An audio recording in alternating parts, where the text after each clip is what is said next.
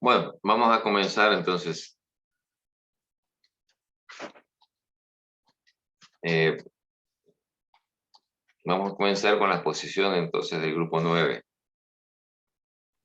Bueno, buenas tardes. Nosotros somos el grupo 9, compuesto por Escocina María Constanza, Pintos Leandro y yo, Gómez Valeria Agostina. Nosotros vamos a presentar la extracción sólido-líquido. La extracción sólido-líquido es una operación unitaria que también se la conoce como lixiviación, que consiste en extraer uno o varios solutos contenidos en un sólido a partir de un solvente líquido. Estas dos bases van a entrar en contacto y el soluto o los solutos se van a difundir desde el sólido hacia la fase líquida. En esta operación se extrae una determinada cantidad de solutos según el requerimiento.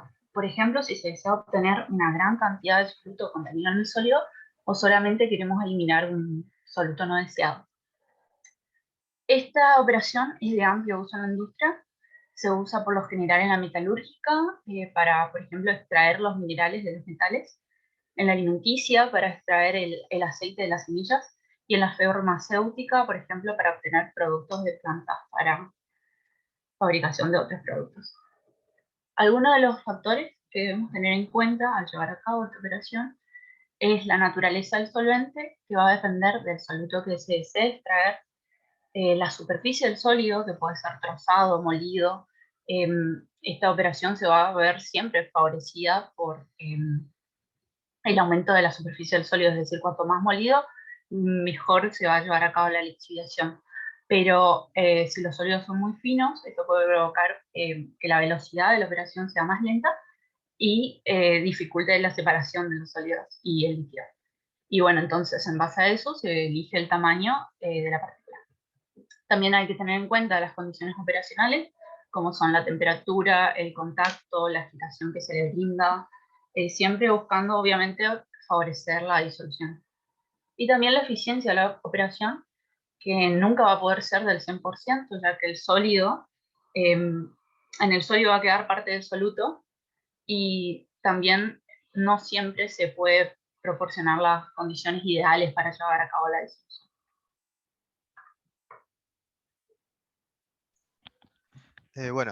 ¿Qué tal? Buenas tardes.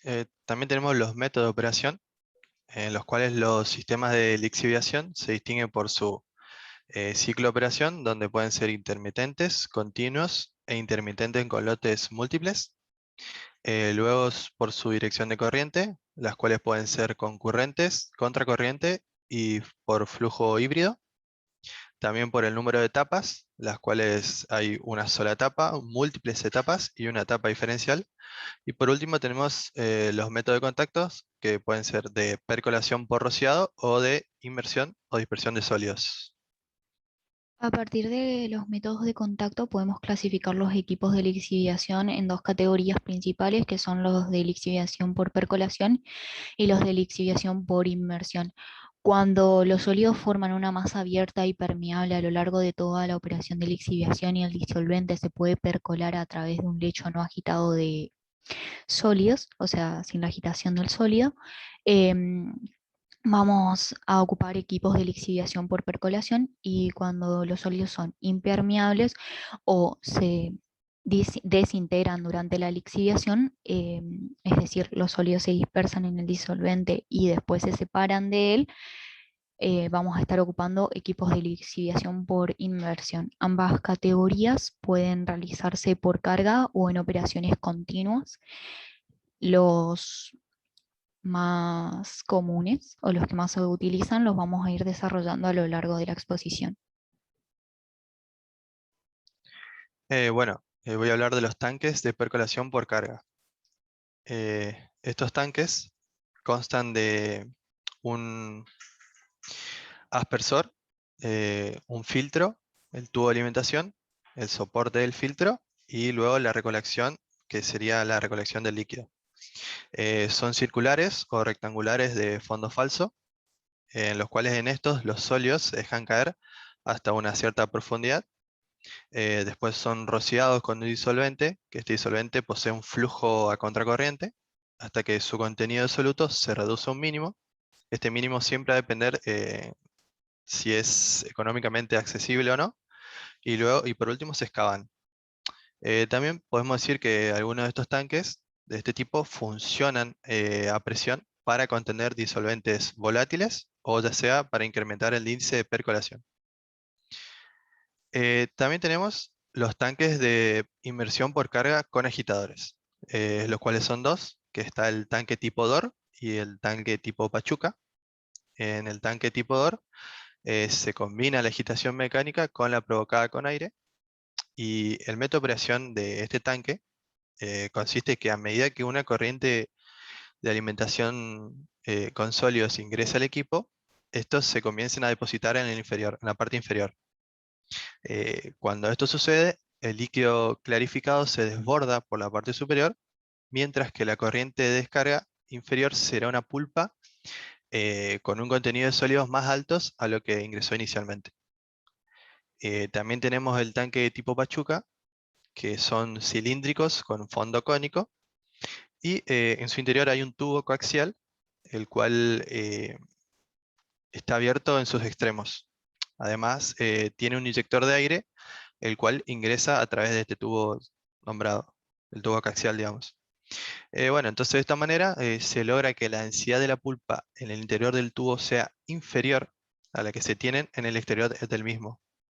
¿Qué hace esto? Esto hace que exista una diferencia de presión de fuerza a la pulpa al ascender dentro del tubo y rebosar en su parte inferior, superior, perdón, haciendo que circular toda la carga dentro del tanque. Bueno, yo voy a hablar de la percolación continua de los extractores.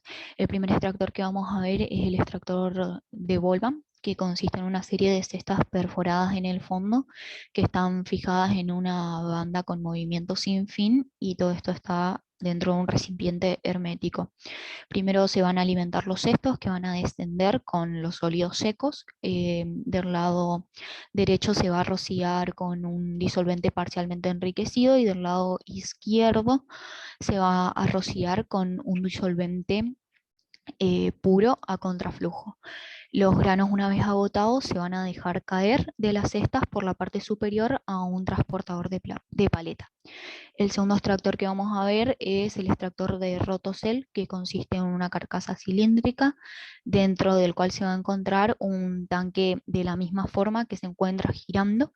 Este tanque también está dividido en compartimientos angulares y posee un piso permeable al líquido.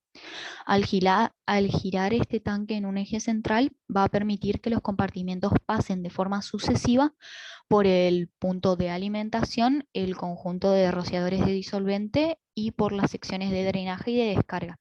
La ventaja de este extractor es que es simple, económico y requiere poco espacio. El extractor de banda sin fin tiene un principio similar al extractor de rotocell, con la diferencia de que sus elementos, en vez de ser circulares, son lineales. Acá podemos ver un ejemplo, que es el extractor de Smet. También hay otro, que es el extractor de banda de Marco de Lurgi, que posee compartimientos, y no encontré foto. Después está el extractor de Kennedy, que es un extractor de línea horizontal que posee cámaras. El sólido se va a desplazar en sucesión mediante la acción de paletas mecánicas, y el disolvente se va a desplazar por acción de gravedad, y ambos en contracorriente uno del otro. En este equipo existe la posibilidad de efectuar un drenaje entre las etapas, y también tiene la ventaja de que requiere poco espacio. Luego están los extractores de inmersión continua. Acá tenemos el extractor de Bonato, que es un extractor vertical de platos y consiste en una columna dividida en compartimentos cilíndricos mediante la disposición de platos horizontales que van a estar espaciados a iguales distancias. Estos platos también pueden montarse sobre un eje coaxial y rotar sobre las palas estacionarias. El disolvente se va a introducir por la parte inferior y va a subir, y el sólido se va a introducir por la parte superior y va a bajar. Una vez agotado el sólido, se va a retirar por la parte inferior del equipo mediante un tornillo y un empacador. Luego tenemos el extractor de Hildebrand, que Es un extractor de inmersión total que posee un anillo con superficie helicoidal que va a estar perforada para que el disolvente pueda atravesar la hélice a contracorriente de la dirección del sólido. Tiene la ventaja de que actúa a contracorriente y puede compactar al sólido mediante su paso, pero tiene la desventaja de que puede producir pérdidas de disolvente y un flujo excesivo de alimentación, por lo que se limita a sólidos que son ligeros y permeables. Bueno, por último tenemos el balance de masa, que puede ser en una sola etapa o puede ser en etapas múltiples. Acá sería con una sola etapa, donde tenemos el sólido que ingresa, el solvente que ingresa, y esto se va a dar a contracorriente, como vemos acá, y el balance global es prácticamente igual al de la absorción, donde la suma del solvente y el sólido que ingresan va a ser igual a la suma del sólido y del solvente que sale. Y el balance por componente va a ser en base al soluto, que el líquido que ingresa puede contener o no el soluto que vamos a extraer después del sólido, y quedaría así.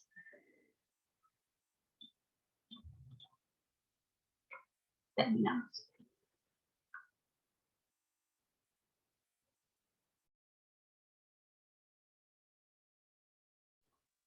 ¿Cualquier pregunta?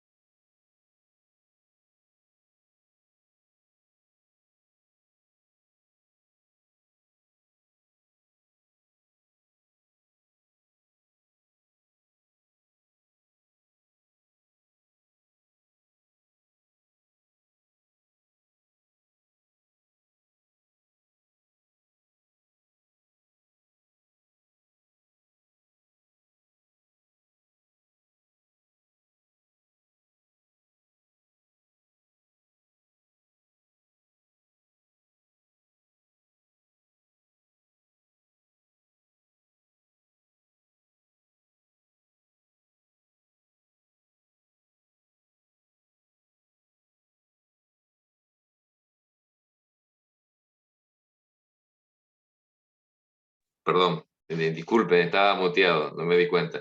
Estaba muy bien la presentación. Lo que les preguntaba era si qué operación, qué cosa que hacemos habitualmente, la mayoría es una extracción sólido-líquido. Yo estaba por poner el ejemplo, pero por cuestión de tiempo no lo puse. Es, por ejemplo, cuando preparamos café o incluso té, pero tenía un lindo ejemplo en el que, por ejemplo, en una prensa, una cafetera tipo prensa, nosotros ponemos, por ejemplo, el soluto, después agregamos el líquido, que tiene que estar a una determinada temperatura para no afectar, digamos, a la composición del café. Luego se le da una agitación, después se lo deja el tiempo, se le da un tiempo de contacto, y después se filtra, se separa entonces el sólido del líquido.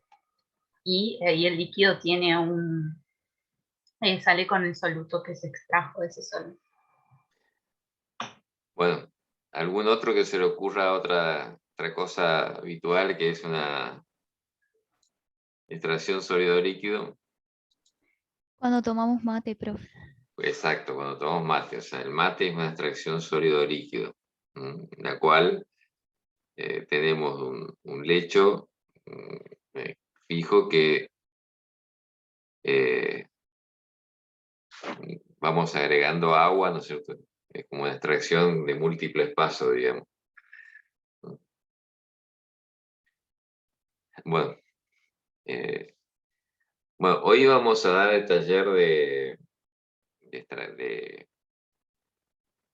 extracción sólido líquido, pero bueno, debimos cambiar un poco el programa por algunas dificultades que tenemos algunos de los docentes, así que esto va a quedar para la próxima clase luego de las mesas de exámenes. Lo mismo también, no sé si está Laura. No, parece que no. Y vamos a hacer la devolución de del taller de la evaluación de la clase pasada, pero se ve que la ingeniera Laura tiene problemas de conectividad, eso me estaba avisando, pero estaba tratando de entrar.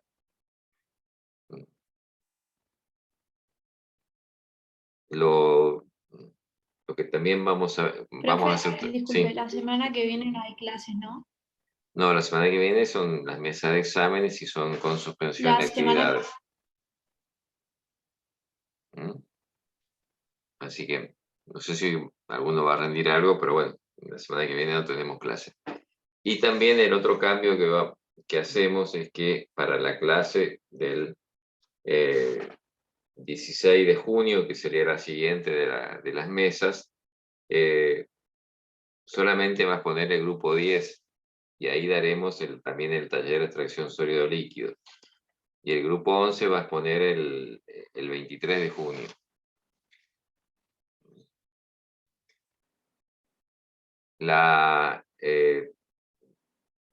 Teníamos que hacer también devolución de los trabajos integradores de la primera parte. O sea, el ingeniero Arquier no está en este momento y por lo que veo la ingeniera Laura tampoco. Así que yo voy a hacer un comentario sobre en general sobre lo que yo estuve corrigiendo, ¿no es cierto? Yo estaba con el tema, con el grupo 1, que hacía carbonato. ¿Están los del grupo 1?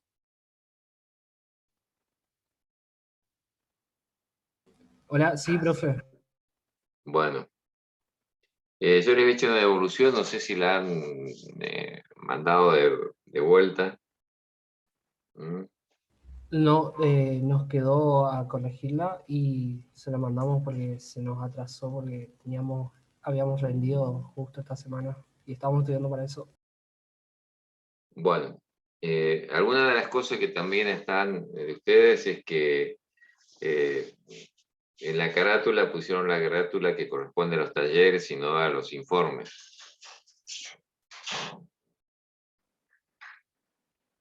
Así que eso tengan, porque forma parte de lo que nosotros vemos en la presentación, ¿no es cierto? Algunas de las otras cosas que también es importante que tengan en cuenta es que tienen que, o sea, la ficha de seguridad tienen que ponerla como anexos, ¿no es cierto? O sea, adjuntarlos, o sea, eso evita de que sean... Profe, Sí. nosotros, por ejemplo, en nuestro trabajo no anexamos las fichas de seguridad porque se nos iba el trabajo a 82 páginas y se nos hizo un montón, pero igual, si quiere, le podemos enviar de nuevo con la ¿Cuál es ficha de seguridad. el tema de ustedes? Jabón. Ah, bueno, sí, en todo caso, la más importante, ¿no es cierto? Que en este caso el producto peligroso es los cáusticos, ¿no es cierto? Ustedes pusieron Sí, algo de hidróxido de sodio y hidróxido de potasio. sí, sí, Y aceites, ¿no es cierto? No es necesario de todos. bien. Y en general eso lo ponen como anexo, en general eso se descarga como un PDF, ¿no es cierto? Entonces, el formato que suelen venir. Y ya que nombré PDF, recuerden que nosotros le pedimos que manden todos los trabajos en Word, no en PDF, ¿no es cierto?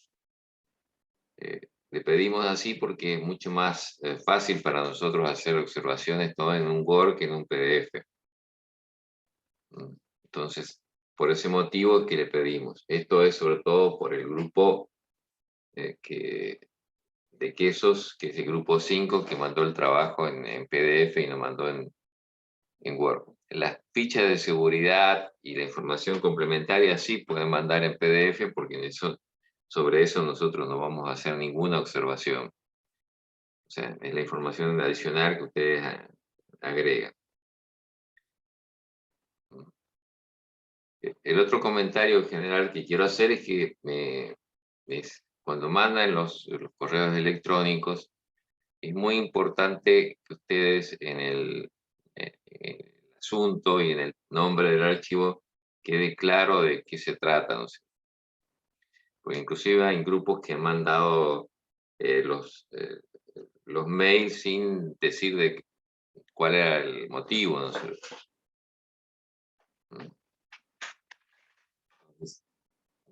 Pongan en el asunto parte 1, en este caso del TFI, ¿no es cierto? TFI, parte 1, grupo tanto, ¿no? O los talleres, o si es una consulta, poner de qué se trata. Eso para los que recibimos hace mucho más fácil identificar cuáles son los trabajos y de qué se trata el envío.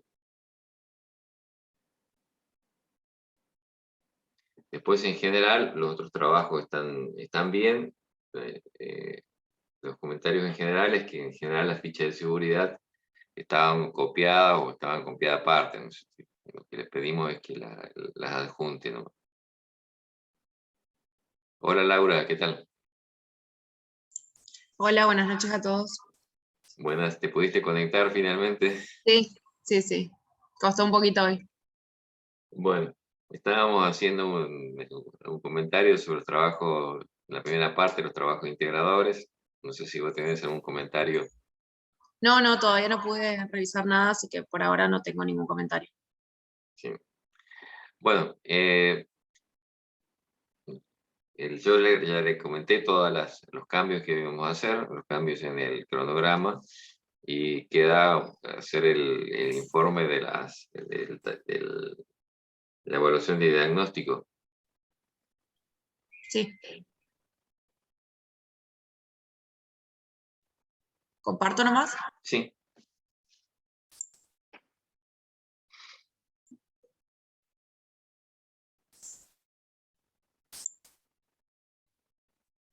Bueno, avísenme si ven la pantalla. Sí, se está viendo en paz. Se ve que todavía no la vemos, pero está el mensaje ahí. Ahí apareció. Ahí. Ahí sí. Bueno. Estos son los resultados que me compartió el profesor Arquier, ¿sí? De la evaluación diagnóstica que hicieron la última clase. Y bueno, acá lo que pueden ver es el puntaje de lo que le llamó el puntaje promedio. Cada pregunta les daba un punto. Y en total del número de alumnos se hizo un promedio de qué puntaje sacó el grupo en conjunto, digamos, por cada pregunta. Entonces, bueno, se ve claramente que con algunas preguntas tuvieron algún problema más que con otras, así que vamos a ir desglosando las preguntas y si tienen alguna duda, nos preguntan. Bueno, la pregunta número 1 decía, tenían que clasificar las operaciones y los procesos según si era una operación o un proceso y si era una operación difusional o no difusional. Bueno, acá no estuvo tan mal, pero podría haber estado mejor. ¿Se acuerdan? Lo estamos repasando todas las clases cuando vemos una operación nueva, pero a ver si se acuerdan cuál era la diferencia entre un proceso y una operación. ¿Alguien se acuerda? Las operaciones son físicas y los procesos son químicos. Exacto. Entonces acá la respuesta de la reacción química era lo único que era un proceso unitario. Los procesos son químicos, involucran reacciones químicas, mientras que las operaciones involucran cambios netamente físicos.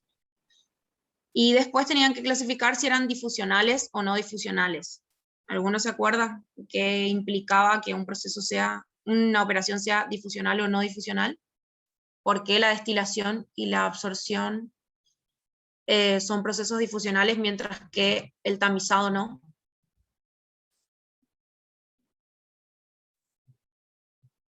Bueno, las operaciones difusionales eran las que involucraban transferencia de masa, mientras que los no difusionales no involucran transferencia de masa, ¿sí? La destilación, la absorción y adsorción están caracterizados por un equilibrio, ¿sí? En el caso de la destilación, que fue lo último que vimos, por ejemplo, había un equilibrio constante entre el líquido y el vapor. Entonces, debido a ese equilibrio que es constante pero es dinámico, se produce la transferencia de masa y podemos separar dos componentes que están originalmente en estado líquido, separarlos en una fase vapor y otra fase líquida, enriquecido en un componente o en otro componente, ¿sí? Eso es gracias a la transferencia de masa. Mientras que, por ejemplo, en el tamizado no hay transferencia de masa y solamente separamos partículas por su tamaño, ¿sí? ¿Hay alguna duda con esto? Porque varios contestaron, o algunos contestaron mal y bueno, y les baja el puntaje de la pregunta en general. Sí, y estas son preguntas que van a estar en la teoría, ¿no es cierto? Esto lo tienen que, siempre tienen que analizar qué tipo de proceso están trabajando, si existe transferencia de masa o no existe transferencia de masa y cuál es el fundamento de cada una de las operaciones. ¿Para qué estamos haciendo esa operación? Bueno. La siguiente pregunta decía, se refiere a las corrientes que maneja cada uno de los procesos, de las operaciones, perdón. Entonces dice, ¿cuántas corrientes de ingresos y salidas corresponden a cada operación? Y eso es balance, los balances que estamos haciendo en cada una de las clases, los diagramas de bloques, ¿sí? El tamizado. En el tamizado siempre voy a tener una corriente de ingreso y dos corrientes de salida, según si la partícula pasa o no el tamiz. En la absorción, ¿se acuerdan que teníamos dos corrientes que ingresan?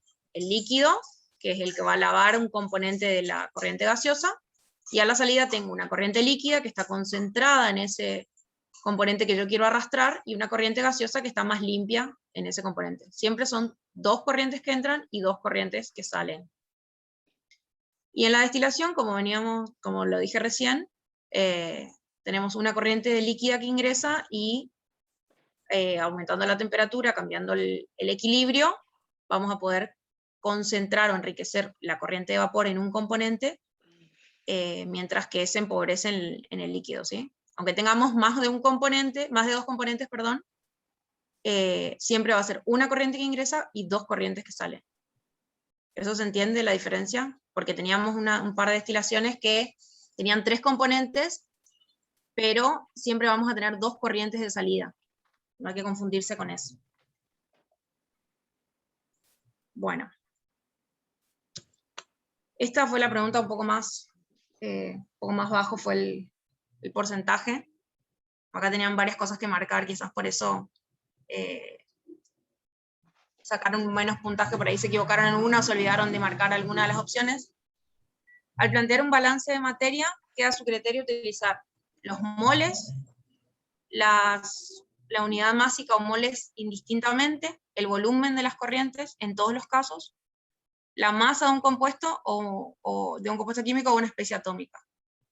Y bueno, esto es lo que venimos diciendo todas las clases. La masa se conserva, los moles se conservan, pero el volumen, que depende de la presión, la temperatura, y si hay reacción química, y de las propiedades coligativas, cuando disuelvo algún componente en un solvente, el volumen no se conserva, ¿sí? ¿Esto se entiende? Bueno. Y bueno, acá Sí, otro profe. punto importante. ¿Sí? ¿Alguien dijo algo? Sí, profe. Bien. Bueno, acá hay otra aclaración. Por ahí vemos en los talleres que esto ocurre muy frecuentemente, que si bien decimos que el punto B, como ven, dicen unidades másicas o molares indistintamente, lo que tenemos que tener también es una concordancia de unidades, ¿sí? Un análisis dimensional.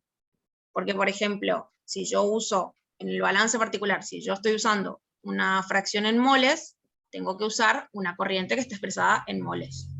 Si uso una fracción en masa, tengo que usar una corriente que está expresada en masa, ¿sí?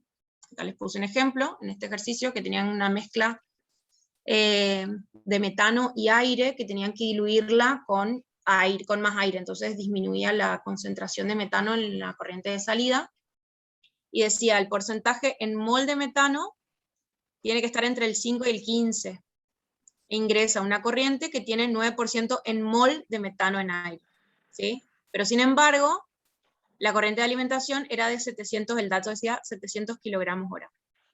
Por lo tanto, la corriente de entrada está en unidades de masa y las concentraciones, las fracciones, las van a tener en moles. Lo que no se tienen que olvidar es que, por más que una fracción no escribamos las unidades, tiene unidades, ¿sí? Como ven ahí abajo, ¿qué quiere decir? Que tengo un 9% en mol, que tengo 0,09 moles de metano por moles de corriente, totales. Entonces, en este ejercicio, por ejemplo, les marqué ahí uno que estaban mal usadas las unidades, ¿sí? Entonces, lo que tenían que hacer en ese ejercicio era, o bien, pasar la corriente másica a moles totales, o pasar las fracciones de moles a masa, ¿sí? ¿Alguna duda con esto? Porque fue una pregunta, y en los talleres se ve, este ejemplo de uno de los talleres. Bueno. Bien.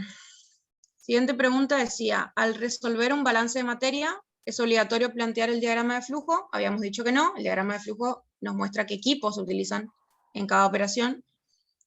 Después dice, cuando se produce un proceso con reacción, todo el volumen que se pierde de una especie química se transforma en el mismo volumen de otra especie. Eso tampoco es cierto porque el volumen no se conserva, no necesariamente va a pasar eso. Después dice, debe ser nula la sumatoria de los flujos de materia que ingresan, egresan, se acumulan, se producen y se consumen. Eso es verdadero por la ley de la conservación de la masa. Y puede tomarse arbitrariamente cualquier corriente de entrada o salida de cualquier etapa del proceso, sin importar que atraviese o pertenezca al sistema de análisis.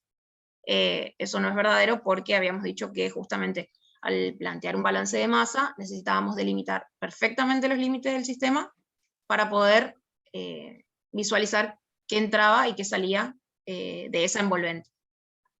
Y bueno, en esta pregunta no tuvieron muchos problemas. Profe, Sí. yo le quería decir que en el campus hay un power en el que dice que, o sea, será un error, ¿no? Pero dice, es obligatorio plantear el diagrama de flujo en un balance de materia. ¿Será de bloques? Será de bloques, sí. Sí, el diagrama de bloques sí, porque es donde ustedes tienen que delimitar justamente lo que decía recién, la envolvente, para que el que está resolviendo y ustedes mismos al resolver entiendan qué está ingresando al sistema y qué está saliendo. Sí, el diagrama de flujo es el que nos mostraba los equipos, ese no es necesario plantearlo, el de bloques sí. Gracias por la acotación y lo vamos a revisar ahí en el Power. Bueno, esta pregunta decía, al analizar un proceso con varias operaciones o procesos, dice, puede analizarse cada proceso o operación en forma independiente como un problema aislado. Era lo que decíamos recién, mientras que nosotros definamos la envolvente de un sistema, podemos tomar cada una de las operaciones como procesos aparte, o podemos tomar un conjunto de operaciones como un solo proceso, un solo sistema. Siempre todo lo que entra va a ser igual a todo lo que sale. Si dispongo de más ecuaciones que incógnitas, siempre puedo resolver el problema, independientemente de cuántas operaciones, procesos englobe. Bueno, esto no es cierto matemáticamente. Si una corriente no atraviesa el límite del sistema, igual debo considerarla en el balance. Tampoco, siempre nos vamos a remitir a la envolvente que marcamos en el sistema. Solo se deben considerar las entradas y salidas del proceso, independientemente de las corrientes interiores. Bueno, lo mismo, ¿sí? Bueno, acá respecto a destilación, esta pregunta por ahí, promedio, digamos, de puntaje, dice, la separación por destilación de una mezcla de componentes se basa en la diferencia de puntos de ebullición de los componentes o las volatilidades relativas de los componentes. Y bueno, eso lo había aclarado bien el profe en la clase anterior. no nos vamos a fijar tanto en los puntos de ebullición, sino en las volatilidades relativas diferentes. ¿Qué quiere decir esto? Que para que yo pueda separar dos componentes o más por destilación, en el punto de ebullición de la mezcla, la composición del vapor tiene que ser diferente a la composición del líquido. Va a haber un componente que va a ser el más volátil, que va a medida que aumento la temperatura y llego al punto de ebullición, se va a ir enriqueciendo el vapor, porque se volatiliza más rápido, necesita menos energía para salir del seno del líquido, va a ir enriqueciendo la fase de vapor y lo voy a poder arrastrar en la corriente de vapor, ¿sí? Mientras que el otro componente se va a enriquecer en el seno del líquido. Y también les había hablado de las mezclas azeotrópicas.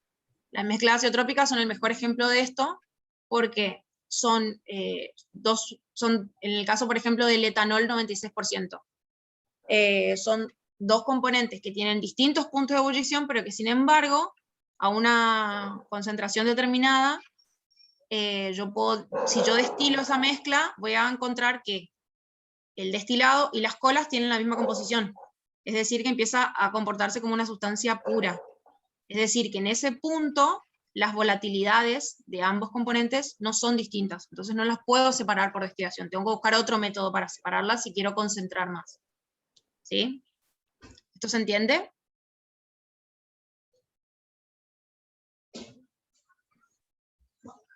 Sigo, entonces. Bueno, acá tenemos un problema en el que le fue bastante bien. ¿Sí? Era un problema sencillo de mezcla de un ácido nítrico, que tenían que encontrar una solución intermedia. ¿Sí? Se quiere preparar 3 metros cúbicos de solución de nítrico al 12%, y dispongo de una solución más diluida de concentración 2,9 peso en peso, a la que se le agrega una solución comercial 37% peso en volumen. ¿Qué volumen de ácido diluido se necesita? Bueno, ahí les planteé el diagrama de bloques y los balances. Este ejercicio era muy sencillo. No sé si alguien tuvo algún problema, simplemente había que prestar atención a la concentración de la solución B, que había que pasarla a peso en peso, y con la densidad de la solución C, que era la solución que yo quería obtener, tenía que pasar esos 3 metros cúbicos a masa, y después ya podía resolver una ecuación en la otra. ¿Alguien tuvo problemas con este, o por ahí fue un error de cálculo? Bueno, lo paso entonces. Y este problema, estoy viendo acá. En este problema tenían un problema de absorción. ¿Algunos se acuerdan que se equivocó o si lo hicieron después a este problema? Tenían una corriente de aire que tenía acetona, les daba acá la fracción molar, la absorbían con agua libre acetona, o sea, agua limpia, para reducir la fracción hasta un 0,05. Por ahí erraron en algún cero, acá era una concentración bastante baja. Le daba la velocidad de flujo de A y de D, ¿sí? De la corriente de alimentación y de la corriente con la que lavaban. Y tenían que calcular el flujo, la velocidad de flujo de la corriente de salida. Y bueno, acá tienen los balances: balance global, A más D igual a B más C, y tenían que plantear un balance particular para cada componente. Y acá, bueno, acá otra vez el problema de unidades, ¿no? Estas unidades están en fracción molar, sin embargo la velocidad de flujo está en kilogramos.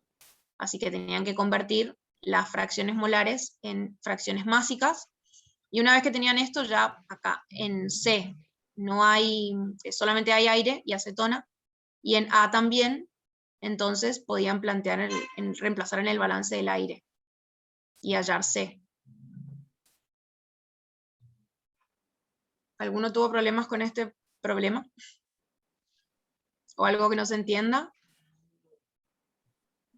Quizás fue algún problema de unidades o estos ceros. Eran muchos ceros acá en la concentración de C. Bueno, sigo entonces. Y bueno, esta es la última pregunta del tamizado. Dice, la operación de tamizado, la separación es independiente de la composición química de los materiales. Y esto era verdadero porque habíamos dicho que el tamizado es un método de separación de partículas que se basa exclusivamente en el tamaño. ¿Sí? Esto es un poco de repaso de lo que explicó el profe en la clase de tamizado. Después dice, el diámetro de corte del tamiz indica cuál es la medida de la abertura de malla, ¿sí? Y bueno, justamente en un tamiz ideal yo podría esperar una separación ideal, pero en un tamiz real tengo que definir un diámetro de corte que es el que yo voy a asumir que es el diámetro de las partículas, ¿sí?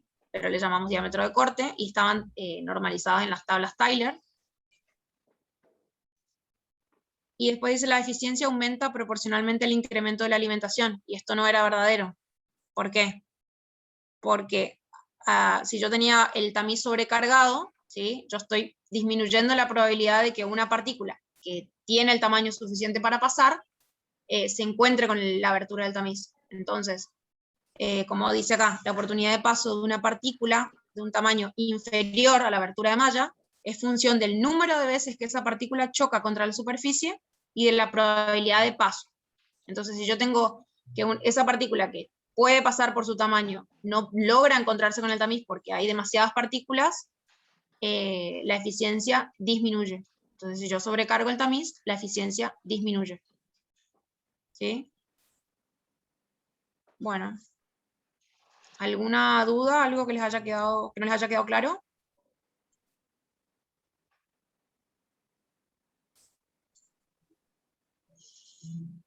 Rubén, ¿tenías algo para decir? No.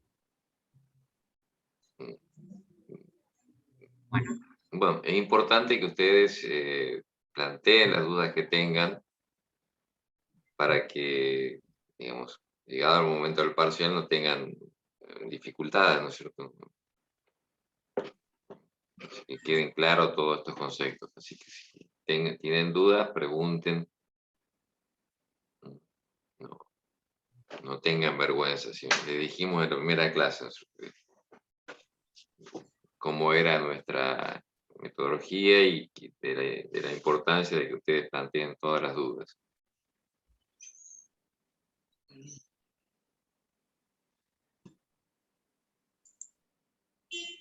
Bueno, respecto de la pregunta del grupo 12, el grupo 12 y los siguientes van a exponer en el segundo cuatrimestre.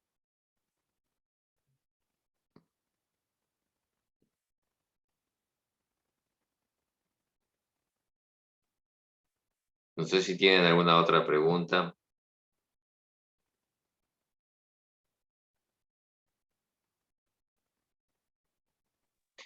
Les quería invitar, hay una, Quilmes tiene una charla sobre la producción de cerveza, sobre la parte del proceso de producción. Si les interesa, es el próximo miércoles a las 6 de la tarde, y para verla tienen que ingresar al grupo de Facebook, el ingeniero Sirtor, y ahí está digamos, el link está el aviso y está cómo inscribirse, cómo anotarse en la charla. Las charlas de Quilmes son realmente muy interesantes. El año pasado hubo alrededor de 6 charlas en el transcurso del año que estuvieron excelentes. Así que si a alguno le interesa y tiene tiempo. Bueno, hay una pregunta ahí, Laura. Sí, ¿quieren que les vuelva a mostrar la pantalla? Era una conversión de unidades nomás. No lo resolví ahí, planteé simplemente los balances. En tu caso, compartí la pantalla y vemos. Sí. ¿Ahí se están viendo la pantalla? Sí, se está comenzando a ver, ahí está. Ahora se ve.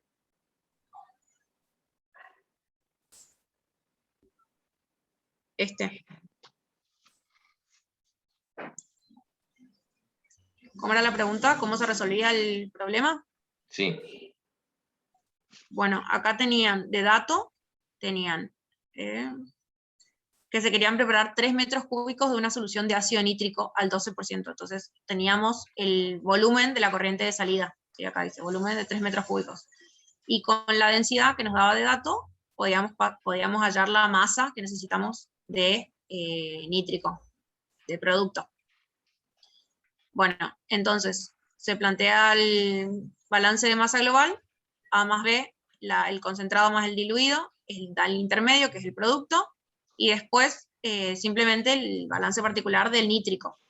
Entonces, en este caso teníamos el producto, necesitábamos que tenga un 12% de concentración, peso en peso, ya estaba en peso en peso. Después dice, se dispone de una solución más diluida, 2,9, que sería A en este caso. 2,9 peso en peso. A la que se le agrega una solución comercial 37 peso en volumen. Entonces eso es B, y como la concentración está en peso en volumen, con la densidad tienen que corregir esa concentración y llevarla a peso en peso. ¿Sí? Y una vez que tienen esto, ya tienen, fíjense acá en el balance particular, tienen las 3 concentraciones y tienen C, la masa de C. Entonces de acá pueden reemplazar o A o B, y les queda todo en función de C y A o de C y B, y ahí despejan. Volumen de ácido diluido pedí, así que tenían que calcular el de A. Dejan esto en función de A y de C, reemplazando B, y ya obtienen A. Van a obtenerlo en masa. Y una vez que lo tienen en masa, lo pasan a volumen.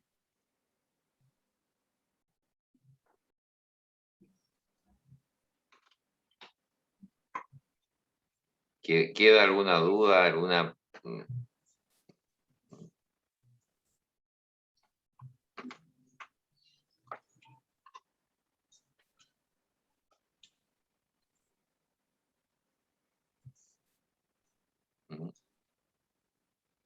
Pregunto. Siempre definan si van a trabajar en masa o en moles, si tienen gases, hagan todas las conversiones y planteen todos los balances. En el ejercicio siguiente eran 3 componentes, por lo tanto, planteen todos los balances particulares y vayan marcándose qué datos tienen y qué datos no tienen.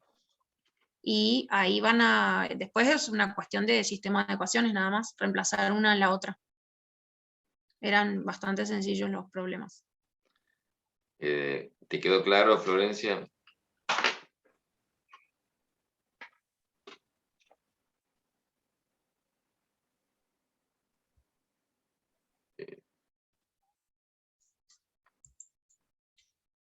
Bien. Bueno, perfecto. Entonces estamos.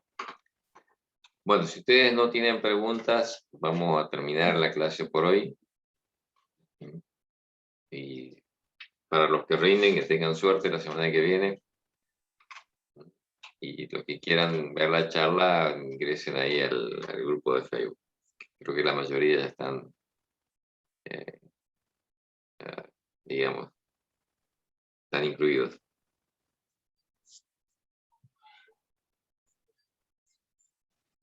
Profe, una consulta antes de que termine la clase.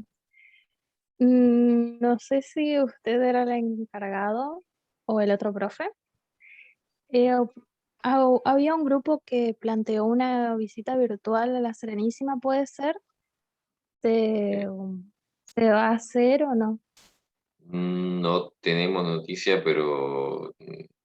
Habíamos quedado en la clase pasada que no sé quién era la chica que había encontrado la información y que nos iba a pasar al mail de la cátedra. Yo no vi que haya mandado.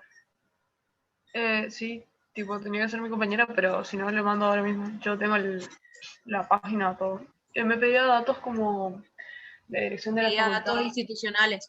El correo de la facultad, esas cosas, pero como desde la facultad la verdad es que no sabía si poner. Era así, Rubén, la Serenísima ofrece una visita virtual a su planta para grupos, digamos, de facultades, ¿sí? O instituciones. Entonces pedía datos institucionales y bueno, nos iban a pasar la información, así veíamos si podíamos arreglar para estar todos presentes en la visita virtual. Bueno, mandá el link o donde hacerla y hacemos. Sí, si se entra tipo, a la Serenísima, a la página misma de la Serenísima, ahí te dice visitas y ahí te dice que está haciendo visitas guiadas y es para un grupo familiar, para un grupo universitario y vos te comprometes a no divulgar lo que veas. Esa era la única base y condición. Bueno, perfecto, vamos a entrar en eso. O sea, yo no... No, yo le mando la información por el link de la página, todo, no tengo drama. Pensé que mi sí, compañero lo había o hecho, por WhatsApp pero lo no, mismo. En este caso, lo mismo por WhatsApp. Ujú. Ya te digo, yo conozco los requisitos de la Serenísima porque he estado con alumnos cuando se podía, digamos, no ahora.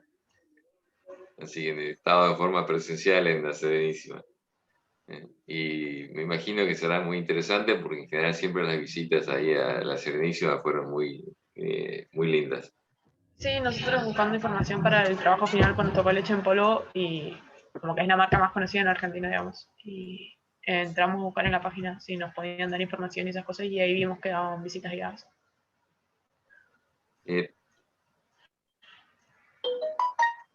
¿Qué es lo que preguntan sobre el examen? Recién estaban la pregunta en el chat.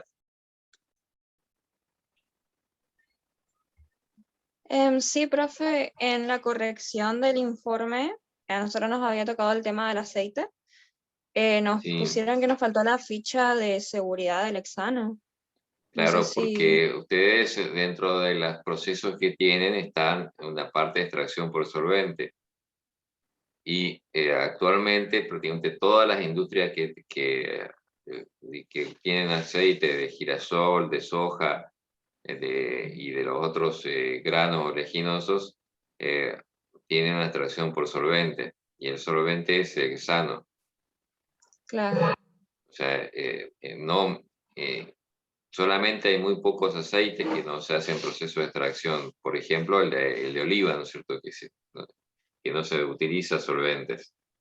Pero en los aceites más comunes, como los aceites de soja, girasol, que son los que más consumimos en la Argentina, siempre hay un proceso de extracción por solvente. Ahí estaban algunos de los equipos que hoy presentaron en la extracción sólido líquido, son lo que se utiliza en la extracción de aceite, digamos.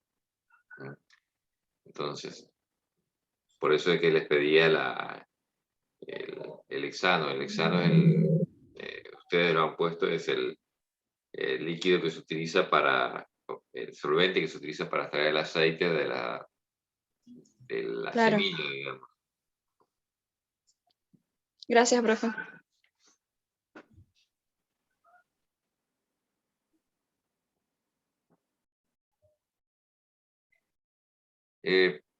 Ustedes tienen que hacer cómo hacer los quesos y bueno, la verdad que las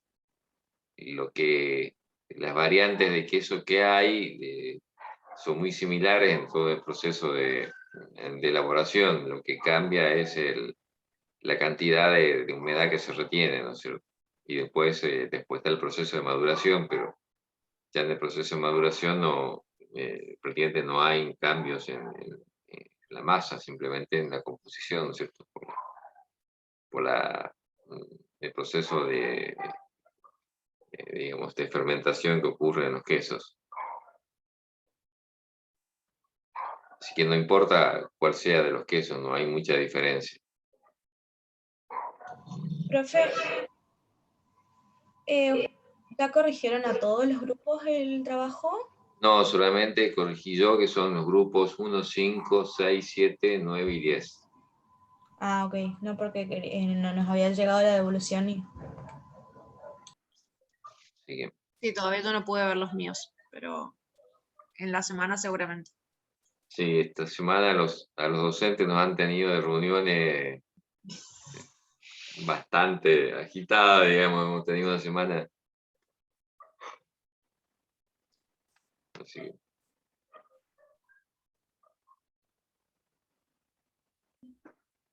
bueno. La recomendación a todos que manden todos los informes en Word, como decíamos, y que dejen bien claro cuál en el asunto el grupo y de qué se trata lo que envían, ¿no es cierto?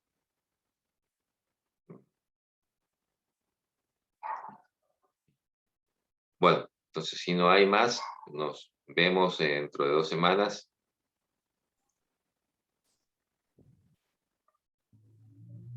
Ahí les estoy mandando el correo, profe, con la información. Bueno, Disculpe. no, ya lo vemos y haremos la gestión para, yo creo que ya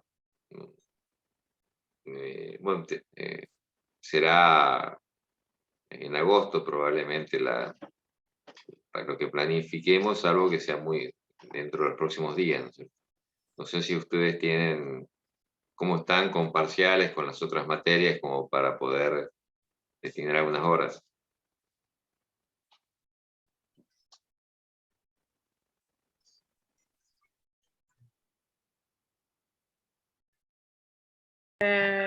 Ahora rendimos un parcial de inorgánica y después creo que el viernes se rinde coloquio y después creo que tenemos libre unos días hasta el 21.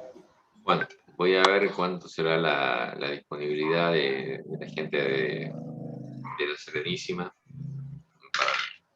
para este evento, para este recorrido virtual.